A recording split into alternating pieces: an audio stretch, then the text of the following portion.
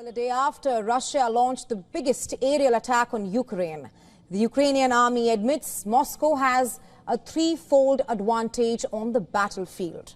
The Russian forces are continuing to move forward at this point of time, and this is as Ukrainian forces continue to mount deeper drone strikes inside Russia.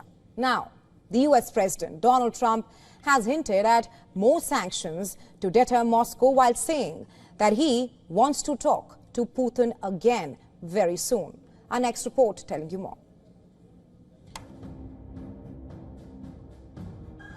Ukraine is facing its darkest hour.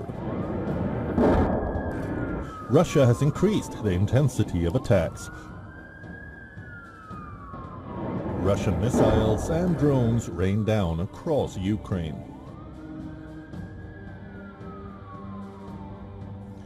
For the first time in the 3 years of the war, the Russian drones and missiles targeted government offices in the capital, Kyiv. Russia, though, denies targeting civilians in Ukraine. Zelensky says he is counting on a strong US response. Trump told reporters after the assault that he is prepared to move forward on new sanctions on Moscow. Are you ready to move to the second phase of sanctions against Russia or punishing Putin? On the ground, Russian battle groups smash through defensive lines near hotspots like Sumy, Kharkiv and Donetsk. Degrading Ukrainian armored vehicles and artillery in sustained offensives. Russian Defense Ministry claims that over the past 24 hours alone, Ukraine lost about 1,340 soldiers, a claim which cannot be verified independently. Now, Ukraine's top commander, Oleksandr Syrsky, revealed Russia's advantage in manpower and firepower has surged to nearly 3 times Ukraine's, especially in critical eastern and southern sectors. Ukraine's response has grown deadlier and more sophisticated, with stealth drones disrupting key targets. Oil refineries, ammunition depots, and command centers from Ryazan to occupied Luhansk. These strikes choke Russian supply routes and halt reinforcements, giving Kyiv leverage amid staggering losses. Russia has intensified its onslaught against Ukraine since a meeting between Trump and President Vladimir Putin on August 15 failed to make any breakthrough on a ceasefire. Russia now occupies around 20% of Ukraine and has said it will continue fighting if peace is not struck on its terms. Bureau Report, WION World is One. Well, if you've ever been to India, and especially South India, you've likely seen women wearing gajra in their hair, a traditional flower garland mostly made up of jasmine flowers, and it holds deep cultural significance and meaning, worn during weddings, festivals and other religious ceremonies. But what's considered beautiful and sacred in India can perhaps become a biosecurity issue abroad. Case in point, actor Navya Nair's recent trip to Australia. She was fined ₹1 lakh at Melbourne airport for what? For carrying a jasmine gajra. An honest mistake, it seems. She had unknowingly carried it while travelling to attend Onam celebrations organised by the Malayali Association in Victoria. Australian authorities imposed a penalty of 1,980 Australian dollars, that's about 1.14 lakh rupees. Navya explained the circumstances during the public event in Melbourne. She said, and I quote her here, "Before I came here, my father bought jasmine for me. He cut it into 2, asking me to wear one from Kochi to Singapore and keep the other in my handbag for the onward journey. I put it in my carry bag." She admitted the mistake honestly. She says, and I quote it again, "What I did was against the law. It was unintentional. They asked me to pay a fine of Australian dollars 1,980 within 28 days. A mistake is a mistake," unquote.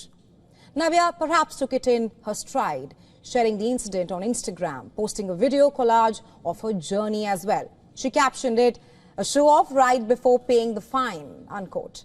Earlier, she had posted photos on board Singapore Airlines saying, "First ever Thiruvonam in the skies, miss being in Nadu, but carrying the spirit of Onam in a joy of its town." In the video, she's seen in a traditional Kerala sari with a jasmine flowers in her hair, shopping and dining before boarding. But Australia had strict biosecurity rules. The fine was imposed under Australia's strict biosecurity laws there, designed to protect the country's unique ecosystem, agriculture and wildlife plants, flowers, seeds, fruits, vegetables, soil and animal goods. And they say that all these things cannot be brought in without clearance. Even small amounts of foreign material can damage crops, spread disease or threaten native species. Passengers must therefore declare such items on arrival cards. Undeclared items can lead to heavy fines or legal action, and penalties can run into thousands of dollars. So, ignorance is no excuse. Similar incidents have happened before. In 2002, Indian cricketers Virendra Sehwag and Harbhajan Singh were also fined around $200 in New Zealand for not declaring dirty shoes. Yes, you heard that right. And now you do know a little bit more about Australia's travel rules. So if you are planning to travel to Australia, remember, even something as simple as a gajra can land you in trouble. As the festive fervor of Durga Puja begins to grip India, a delicious tradition is making a comeback. Over 1,200 tons of Hilsa, the prized silver fish, are all said to make their way from Bangladesh to the Indian markets, rekindling not just taste buds but also cross-border diplomacy. Bangladesh High Commissioner to India, Riaz Hamidullah, announced the Bangladeshi government's decision to export the quintessential fish to India ahead of festival seasons as a mark of enduring friendship. The Bangladesh government has approved the export of 1,200 tons of Hilsa to India ahead of Durga Puja. According to a notification by the Commerce Ministry of Bangladesh, interested exporters are invited to submit hard copy of applications during the office hours. The government has set the minimum export price at $12.5 per kilogram of the Hilsa fish. For several years now, Bangladesh exported Hilsa, also known as Ilish fish, to India, a culturally significant fish in both Bangladesh and West Bengal, in a bid to foster goodwill and strengthen bilateral ties with India. Last year, Bangladesh exported 3,000 tons of Hilsa fish to India. That's during the Durga Puja festival. Now, the former Bangladeshi Prime Minister Sheikh Hasina employed the Hilsa fish tactic, and before the announcement made today, Bangladesh Fish Importers Association Secretary hoped that the Yunus administration in Bangladesh will perhaps repeat the gesture this year as well. The tradition saw a boost in 2019.